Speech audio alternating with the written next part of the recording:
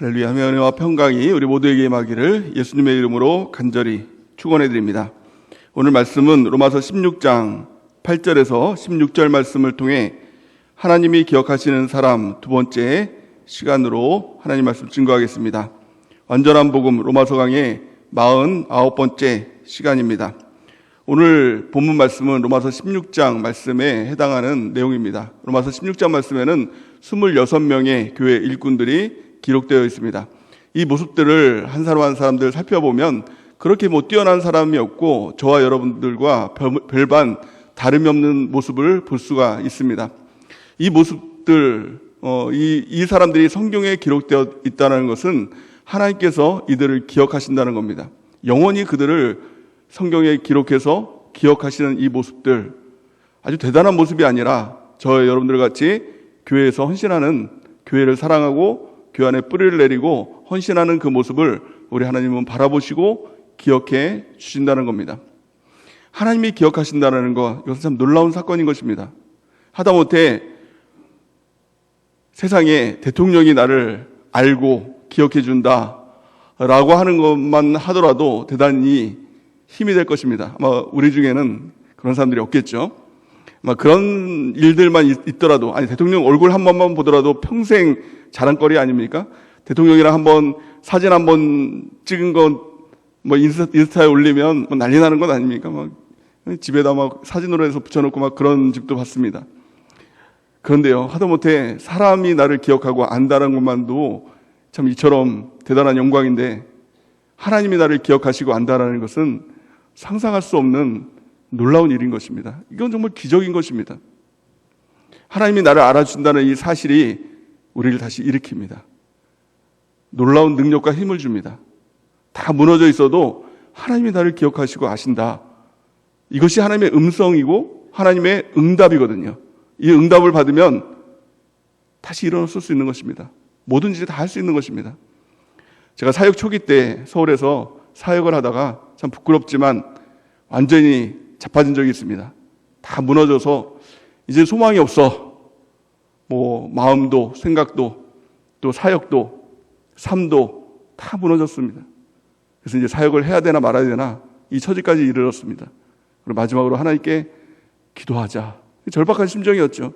하나님께 엎드려서 다 무너진 심정으로 하나님께 기도했던 적이 있습니다. 근데 하나님께서 음성을 주셨습니다. 하나님의 음성을 듣고 깨달은 거는 하나님께서 말을 많이 하시지 않구나.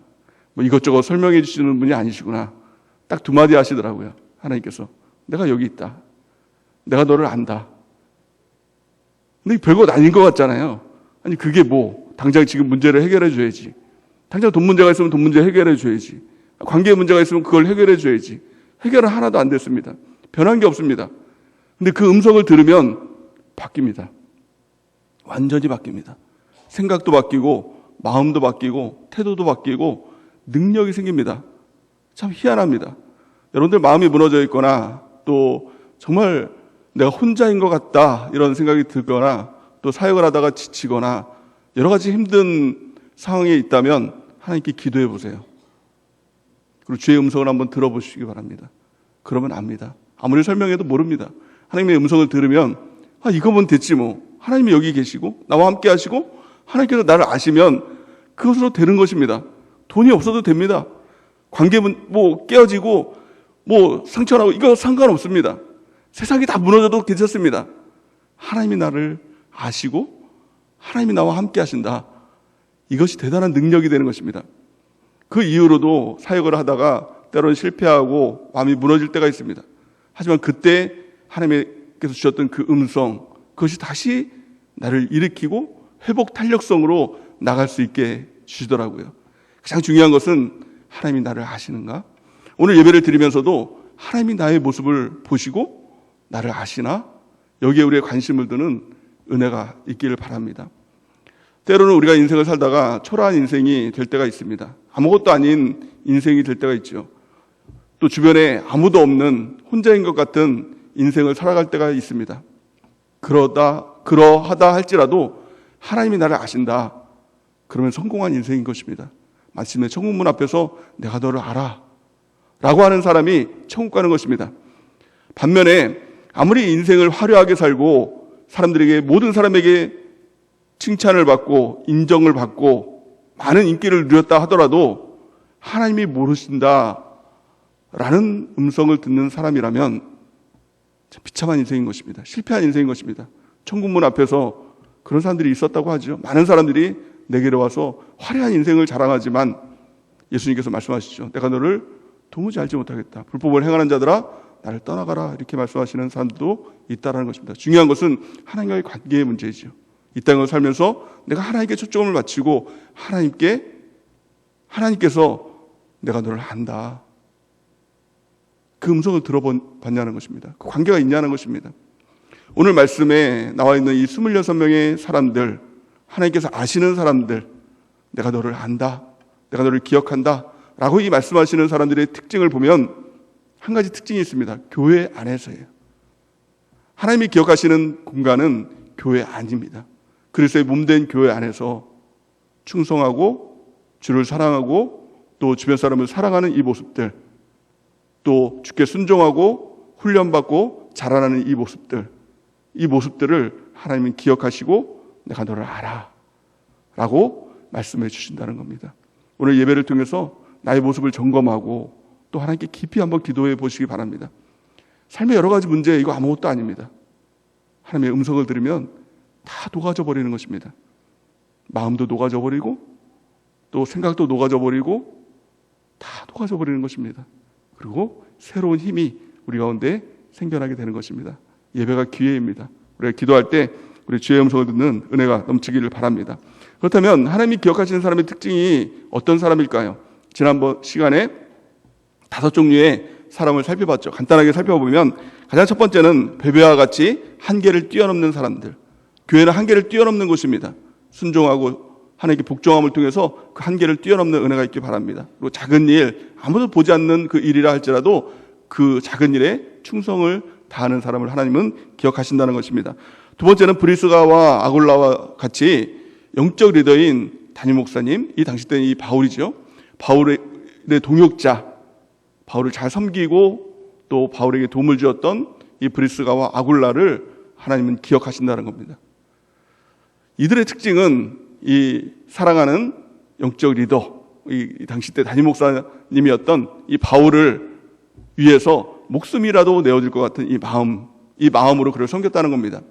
우리도 그 마음으로 우리에게 주신 영적 리더 담임 목사님을 잘 섬기는 은혜가 있길 바랍니다. 그러면 하나님이 그 사람을 기억해 주신다는 겁니다. 세 번째는 전도의 열매를 기억해 주신다는 겁니다. 우리 전도의 열매를 맺도록 힘쓰는 은혜가 있길 바랍니다. 특별히 돌아오는 주일이 우리 이르냐 찾기 집중 주일입니다. 전도의 열매를 맺기 위해서 힘쓰는 사람, 또 그 전도의 열매를 맺은 그 사람을 하나님은 기억해 주신다는 겁니다. 네 번째는 교회를 위해서 또 성도를 위해서 수고한 사람, 또 다섯 번째는 주를 위해 박해를 기뻐하는 사람, 교회를 위해서 복음을 위해서 박해를 기뻐하는 사람을 하나님이 기뻐해 주신다는 겁니다. 기억해 주신다는 겁니다. 오늘 6번째 시간입니다. 6번째를 보면 이 하나님께서 기억하시는 사람의 특징은 약한 사람입니다. 불쌍한 사람입니다. 참 의외죠. 8절 9절 말씀을 보니까 이렇게 말씀합니다. 또 주 안에서 내 사랑하는 암블레아에게 문안하라. 그리스도 안에서 우리의 동역자인 우르바노와 나의 사랑하는 스다고에게 문안하라. 이렇게 말씀합니다. 이 암블리아 또 우르바노, 스다고는 그들의 신분이 노예였다는 겁니다. 이 당시 때 이 비천한 신분이었죠. 근데 하나님은 이들을 기억해 주셨다는 겁니다. 가난한 자, 비천한 자, 이들을 하나님은 외면하지 않고 이들을 기억해 주신다는 겁니다. 어떻게 보면 세상과는 전혀 다른 어떤 원리죠. 세상에서는 강한 자를 기억합니다. 아주 뛰어난 사람들을 기억합니다. 근데 교회는요, 세상과 다른 단체입니다. 세상과 다른 조직입니다. 하나님이 기억하시는 사람은 약한 사람을 기억해 주신다는 겁니다. 왜 그럴까요? 하나님의 속성이 바로 긍휼히 여기시는 하나님, 또 불쌍히 여기시는 분, 이것이 하나님의 속성이기 때문에 그렇다는 겁니다. 그러기에 교회 안에서 강한 자가 되려고 하는 것, 이건 참 미련한 것입니다. 하나님은 강한 자를 기억하지 않습니다. 약한 자를 기억합니다. 약할 때 강함 되시는 그 하나님을 우리는 바라보는 귀한 은혜가 있길 바랍니다. 이것을 깨달았던 바울은 자신의 약함을 가지고 주님 앞에 나갑니다. 바울의 사역은 이 초기를 보면은 강함으로 승부했던 사람입니다. 강. 가지고 있었던 것이 참 많았던 사람이거든요. 강했던 사람이거든요. 그 강함을 가지고 하나님의 일에 헌신할 때 강함으로 달려갔던 사람입니다. 그런데 문제는 그에게 약함이 있었다는 겁니다. 바울이 그 약함에 대해서 얼마나 증오하고 싫어했냐면은 이것을 사탄의 가시라고 이야기를 했습니다. 그래서 많은 신학자들이 이것을 안질, 간질 이렇게 얘기를 합니다. 사역을 열심히 하고 달려나가야 되는데 자꾸 안질 때문에 눈이 막 잘 안 보이고 막 그러다 보니까 사역에 방해가 되는 겁니다. 그 설교를 하고 하나님의 말씀을 담대하게 선포를 해야 되는데 갑자기 설교하다가 막 쓰러지는 것입니다. 그 거품을 보가 쓰러지는 것입니다. 그러니까 이 바울이 이것을 너무 미워한 것이죠. 이 사탄이 나에게 도전하는 것이다 라고 하면서 하나님께 3번 기도를 합니다. 단순히 3번 도와주세요 3번 기도한 것이 아니라 까무러치듯이 죽기 살기로 3번을 기도합니다. 근데 하나님의 응답이 마침내 그에게 임하게 됩니다. 고린도후서 12장 8절에서 9절 우리 같이 한번 읽어보겠습니다. 시작. 나는 이것을 내게서 떠나게 해달라고 주님께 3번이나 간청하였습니다. 그러나 주님께서는 내게 이렇게 말씀하셨습니다. 내 은혜가 내게 족하다. 내 능력은 약한 데서 완전하게 된다. 그러므로 그리스도의 능력이 내게 머무르게 하기 위하여 나는 더욱더 기쁜 마음으로 내 약점들을 자랑하려 합니다. 아멘. 주님의 음성이 무엇이었습니까? 내 은혜가 내게 족하다. 이 약함이 은혜였다는 겁니다. 약함이 은혜입니다. 여러분들도 단점이 있죠. 약함이 있죠. 근데 그 약점을 사람들은 자꾸 가리려고 합니다. 왜냐하면 강함, 이 세상의 원리는 강함을 사람들이 기억하기 때문에 강함으로 자꾸 이 포장하려고 하는 것입니다. 하지만 이 사도 바울은 하나님의 이 신비를 깨달았습니다. 기독교의 원리를 깨달았습니다. 나의 약함이 하나님의 강함이 되시는구나.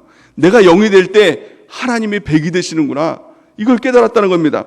그러므로 이렇게 얘기했다는 것이죠. 그리스도의 능력이 내게 머무르게 하기 위하여 나는 더욱더 기쁜 마음으로 내 약점들을 자랑하려고 합니다. 아멘. 교회 안에서는 이 약점들을 드러내는 것입니다. 가면을 벗는 것입니다.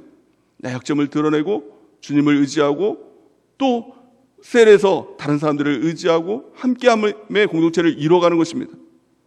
그럴 때 하나님의 능력이 우리 가운데 나타나게 된다라고 말씀하고 있는 것입니다. 성경의 역설이라고 사람들은 이야기를 합니다. 신학자들은 성경의 역설이라고 얘기를 하죠. 그 역설은 천국의 원리입니다. 깨어짐, 애통함, 낮아짐, 비움, 탈락. 세상은 이것을 실패라고 얘기합니다. 실패자라고 이야기합니다. 하지만 성경의 원리는 이 사람이 성공자라는 것입니다. 심령이 가난한 자는 복이 있나니 천국이 그들의 것임이라고 이야기하고 있습니다. 심령이 가난하다는 것은 완전히 파탄난 것입니다. 마음도 삶도 파탄난 것입니다. 근데 그 가운데 주님이 함께 하실 때 천국이 저들의 것이라고 이야기합니다. 애통하는 자는 복이 있나니 그들이 하나님의 위로를 받는다라고 얘기하고 있습니다. 애통이 무엇입니까? 내 삶이 무너져서 우는 것입니다. 완전히 사랑하는 사람을 잃었을 때 어떡합니까? 애통하죠. 내가 가지고 있는 소중한 것을 잃었을 때 꺼이꺼이 우는 것입니다. 이성을 잃어가면서 우는 애통. 근데 그 사람이 복이 있다는 겁니다. 그 공간에 우리 주님의 위로가 있는 것입니다. 주님께서 그 사람을 만나주시는 것입니다. 마음이 청결한 자는 복이 있나니 저들이 하나님을 볼 것이라고 이야기합니다. 마음의 청결함이 무엇입니까? 두 마음을 품지 않는 것입니다. 내 자신을 포장하고 가면 쓰지 않는 것입니다. 나의 모습을 그대로 주님께 드리는 것입니다. 겉과 속이 같은 것입니다. 그 사람이 하나님을 볼 것이라고 말씀하고 있는 것입니다. 우리들의 모습은 어떻습니까? 교회 안에서의 모습은 어떻습니까? 이 낮아짐, 약함, 이 가운데 우리 주님을 만나고 주님의 강함으로 우리가 승리하는 은혜가 넘치기를 예수님의 이름으로 간절히 축원해야 됩니다. 근데 약한 가운데 우리가 절대 하지 말아야 될 것 한 가지가 있다는 겁니다. 그게 뭐냐면 자기 연민입니다. 나는 이래, 나는 불쌍해. 이거를 이제 심리적인 말로 에고라고 이야기를 하죠. 자기 사랑입니다. 결국에 하나님께서 미워하시는 자기 우상이 되는 것입니다. 나의 약함이 있을 때 반드시 필요한 것은 자기 연민에 빠지는 것이 아니라 하나님만 의지하는 것입니다. 하나님 도 의지하는 것이 아니라 하나님만 의지하는 겁니다. 약함이라는 것이 무엇입니까? 나 혼자 일어설 힘이 없는 것입니다. 나 혼자 살아갈 힘이 없는 것입니다. 그러기에 하나님이 계셔야 됩니다. 하나님 계시면 되고 하나님 안 계시면 안 됩니다. 이 고백 가운데 나가야 하는 것입니다. 하나님께서 이 마음을 주시기 위해서 때로는 고난을 허락하십니다. 고난이 없으면 사람들은 자꾸 뭔가 자기가 가지고 있는 것들을 자꾸 의지하려고 하거든요. 돈이 조금 있으면 돈을 의지하고 사람이 옆에 있으면 사람을 자꾸 의지하려고 합니다. 환경을 의지하려고 합니다. 그래서 하나님께서는 그 모든 걸 다 끊어버리는 때가 있다는 겁니다. 그럴 때 아무것도 의지할 것이 없을 때 하나님을 보게 되는 것이죠. 하나님만 의지하게 되는 것이죠. 그것을 해석하는 힘, 이것이 중요한 것입니다. 고난의 유익이라고 얘기합니다. 고난의 유익이 무엇입니까? 한 가지입니다. 하나님만 의지하는 것. 혹시 고난을 만났다면 붙들어야 될 것 한 가지. 하나님만 의지해야 되겠구나.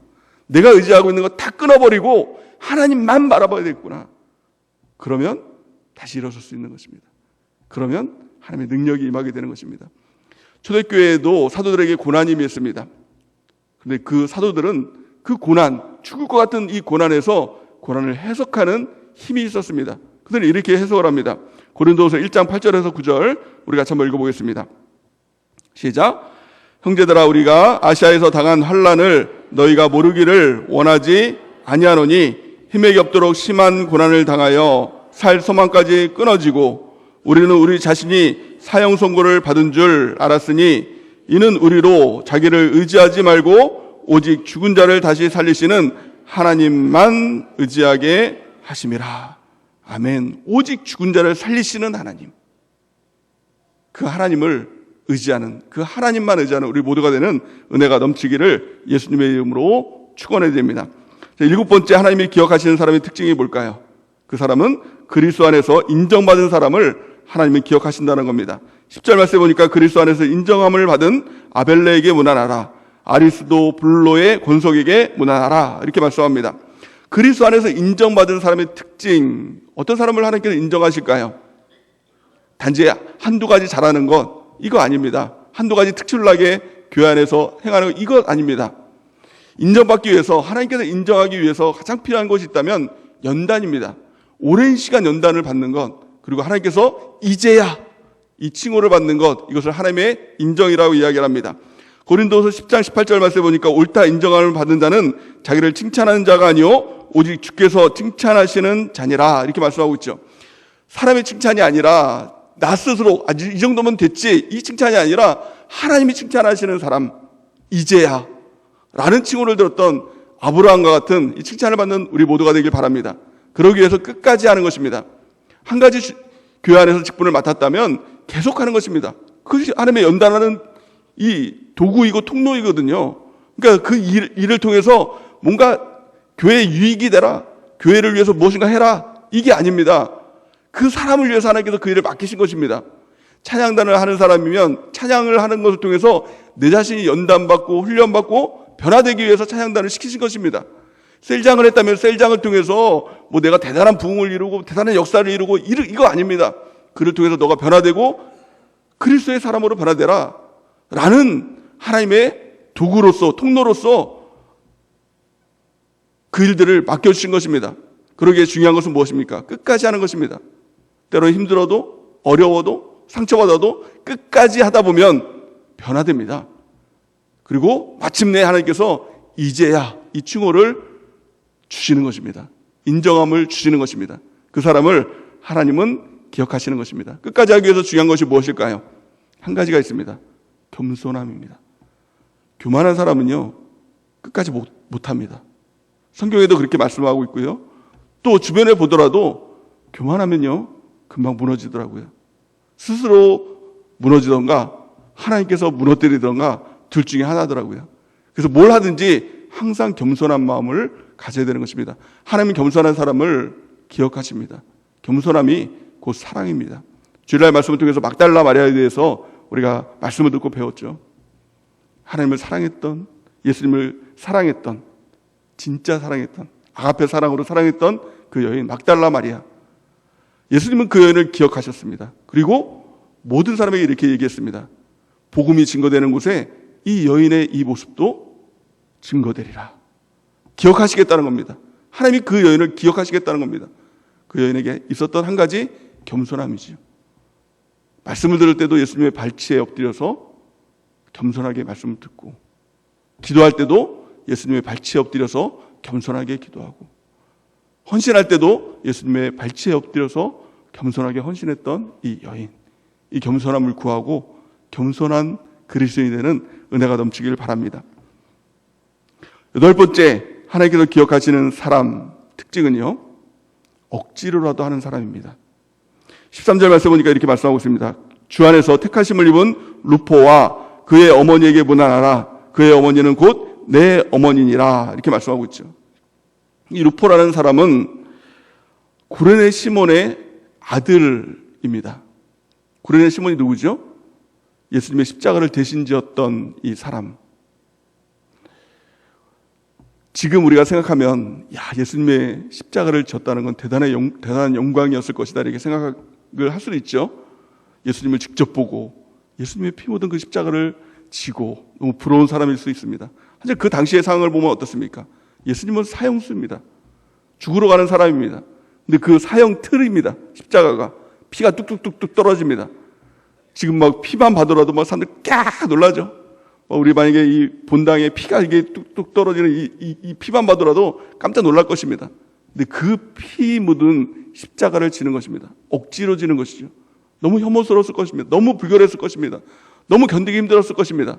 하지만 억지로 그것을 지는 것입니다. 그 당시 때는 그 사람이 몰랐습니다. 그가 메시아인지도 몰랐습니다. 그렇기 때문에 억지로 그것을 지는 것입니다. 하지만 결과적으로 보면 깨닫게 되는 것이죠.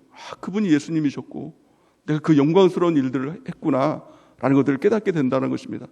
교회도 마찬가지입니다.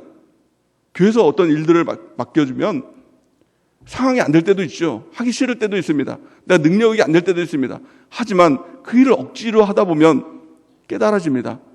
예수님의 몸된 이 교회의 일을 내가 맡고 있구나. 또 그것을 통해서 하나님은 그를 책임져 주시죠. 구레네 시몬의 아들 루포와 그의 가정들을 기억하시고 책임져 주시는 것입니다. 억지로라도 순종하며 나가면 하나님의 책임져 주시는 놀라운 은혜가 있는 것입니다. 또한 그 사람이 영광스러운 하나님의 놀라운 은혜를 입게 되는 것입니다. 교회 안에서 때로는 억지로 해야 될 때가 있습니다. 왜냐하면 내가 영적으로 잘 모르기 때문에 그렇습니다. 만약에 이 시몬이 예수님이 메시아라는 것을 그 당시에 알았다면 그 십자가 지는 거 너무 즐거웠겠죠. 서로 지겠다고 막 그렇게 하겠죠. 피를 막 이렇게 피가 막 묻어도 그 영광스러운 그 피가 내 몸에 있다는 것이 너무 감격스러웠을 것입니다. 하지만 그걸 몰랐습니다. 영적으로 눈이 가려져 있으면 억지가 됩니다. 하지만 끝까지 억지가 되면 안 되겠죠. 우리 눈이 열려서 그 영광을 바라보는 것, 그것이 필요한 것입니다. 하지만 우리의 눈이 가려져 있다면 억지로라도 순종하며 그 길을 걸어가는 은혜가 있기를 예수님의 이름으로 축원해 드립니다. 9번째, 하나님께서 기억하시는 사람의 특징은요, 교회 안에서 리더들을 하나님은 기억하신다는 겁니다. 15절 말씀에 보니까 빌롤로고와 율리아와 네레오와 그의 자매와 올름바와 그와 함께 있는 모든 성도에게 문안하라 이렇게 말씀합니다. 교회 안에는 두 가지 리더십이 있습니다. 첫 번째는 영적 리더인 담임 목사님, 두 번째는 셀 리더인 셀장들이 있습니다. 오늘 말씀해 보니까 이 사람들은 셀 리더들을 이제 이야기를 하고 있죠. 하나님은 이들을 기억하신다는 겁니다. 내게 양떼가 맡겨 있고 또 그들을 목양하고 양육하는 이 모습들을 하나님이 기억한다는 겁니다. 그래서 우리가 그 마음을 품었으면 좋겠습니다. 셀장이 되기 위한 그 사모하는 마음을 우리가 품기를 원합니다. 또한요, 이 셀 리더들, 또 이 영적 리더, 또 셀 리더, 이 사람들을 하는 일들을 목양이라고 이야기를 합니다. 양떼를 치는 그 일들이라고 얘기를 하죠. 그래서 또 이 목자라고도 이야기를 합니다. 그 목자의 가장 원조가 되신 분이 누굴까요? 예수님. 예수님의 일을 대신 맡은 분들이 바로 이 영적 리더이신 담임 목사님, 또 거기에 위임을 받은 셀 리더인 셀장님들, 예수님의 일을 하는 것입니다. 그러기에 누구의 본을 받아야 되겠습니까? 예수님의 본을 받아야 되겠죠. 예수님은 어떤 모습으로 양떼를 치셨습니까? 요한복음 10장 11절에서 12절 우리 같이 한번 읽어보겠습니다. 시작. 나는 선한 목자라. 선한 목자는 양들을 위하여 목숨을 버리거니와 삭구는 목자가 아니요 양도 제 양이 아니라 이리가 오는 것을 보면 양을 버리고 달아나나니 이리가 양을 몰고 가고 또 해치느니라. 아멘. 예수님은 선한 목자라는 겁니다. 그 선한 목자의 본을 받아야 되는 것이죠. 선한 목자는 양을 위해서 목숨을 버리는 사람입니다. 이것이 리더에게 있어서 반드시 필요한 덕목이라는 것입니다. 반대로 이 선한 목자와 반대되는 사람들이 사꾼 목자죠. 사꾼 목자라는 것은 이득을 위해서 나에게 유익이 되니까 이것을 하는 거지. 이거 해가지고 내가 복 받아야지. 이거 해가지고 내가 무엇인가 이득을 얻어야지. 인기를 얻어야지. 또 심지어는 이걸 밥벌이로 살아서 이것을 통해서 내가 월급 받고 먹고 살아야지. 이 사람들이 사꾼 목자인 것이죠. 사꾼 목자가 되는 것이 아니라 예수님 같은 선한 목자. 그래서 그 양떼를 위해서 목숨을 버릴 수 있는 이 마음을 구하고 그 길을 걸어갈 때 우리 주님께서 기억하시는 사람이 될 줄을 믿습니다. 마지막 10번째 하나님께서 기억하시는 사람은 함께하는 자들을 기억하신다는 겁니다. 함께함의 열망을 갖는 것이 너무 중요한 것이죠. 교회의 핵심은 함께함입니다.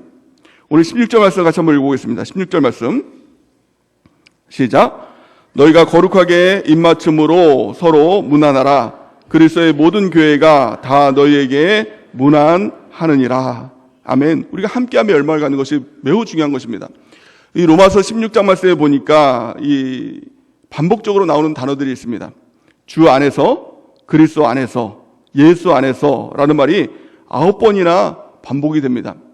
교회의 공동체는 주님 안에 있는 공동체인 것입니다. 우리끼리의 모임이 아니라 우리가 모일 때 주님께서 그 자리에 함께 하시는 것입니다. 우리 모일 때 주 이 말이. 우리 셀 하나에서 모이는 이 셀 모임도 마찬가지죠.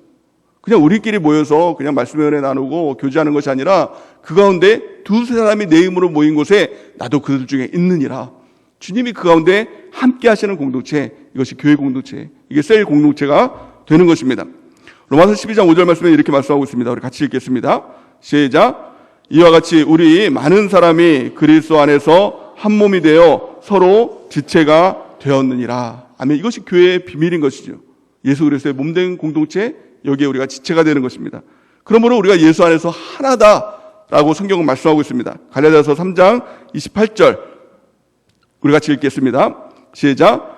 너희는 유대인이나 헬라인이나 종이나 자유인이나 남자나 여자나 다 그리스도 예수 안에서 하나니라. 아멘. 참 놀라운 말이죠. 우리는 다 각자의 모습들을 가지고 있습니다. 남자, 여자, 또 파주에 사람들, 일산에 사는 사람들, 운정에 사는 사람들, 문발에 사는 사람들, 또 어떤 직업군 다 다릅니다. 하지만 그리스도 안에서 우리는 하나다라는 것입니다. 주님 안에서라는 것이 중요한 것이죠. 주님 안에 거하는 은혜가 있기를 바랍니다. 주님 안에 거한다는 것이 무엇일까요? 단지 교회에 나와서 셀에 있는 것, 그 자리에 참석하고 있는 것, 이것이 주 안에 있는 것일까요? 그게 아니라는 겁니다. 주 안에 있는 열쇠가 있다는 겁니다. 그 열쇠를 예수님은 사랑이다라고 이렇게 말씀하고 있죠. 예수님은 이렇게 말씀합니다. 요한복음 15장 9절에서 12절 우리 같이 한번 읽어보겠습니다. 시작. 아버지께서 나를 사랑하신 것 같이 나도 너희를 사랑하였으니 나의 사랑 안에 거하라. 내가 아버지의 계명을 지켜 그의 사랑 안에 거하는 것 같이 너희도 내 계명을 지키면 내 사랑 안에 거하리라. 내가 이것을 너희에게 이름은 내 기쁨이 너희 안에 있어 너희의 기쁨을 충만하게 하려 함이라.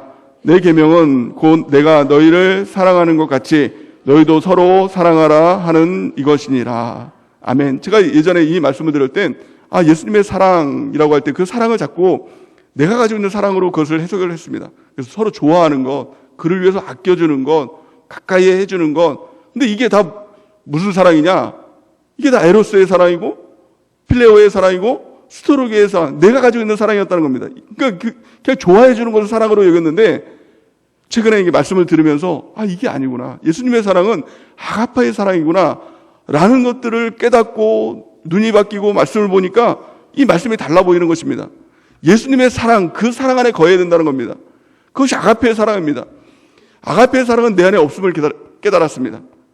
여러분 안에도 없는 것이죠. 하나님께 있는 것이죠. 그러기에 중요한 것이 무엇입니까? 배우고 익혀야 된다는 겁니다.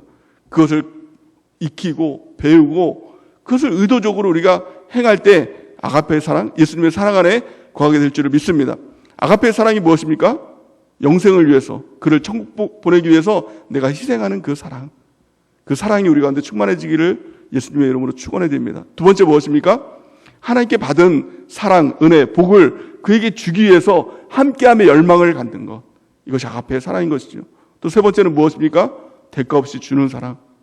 인정해 주지 않아도, 알아주지 않아도 그것으로 충분합니다라고 했던 이 막달라 마리아와 같은 그 사랑, 그것을 우리가 배우고 익히고, 또 이제 주일날 말씀을 통해서 구체적으로 계속 말씀하실 텐데 그것을 하나하나씩 배우고 익히고 실행함을 통해서 우리가 주 안에 거하고 주 안에 함께함에 놀라운, 예수님과 함께함에 놀라운 그 은혜를 경험하는 것입니다. 그 사람들을 하나님께서는 기억해 주실 줄을 믿습니다. 무엇보다 중요한 것은 우리의 초점이 하나님께 있어야 됩니다. 하나님이 기억하시는 사람, 하나님 내 이름 아시죠? 오늘 예배를 통해서도, 찬양을 통해서도, 기도를 통해서도 우리 주님께 초점을 가지고 주님이 나를 아실까? 여기에 관심을 가지고 우리가 주님 앞에 더 가까이 나가는 은혜가 넘치기를 예수님의 이름으로 간절히 축원해 드립니다.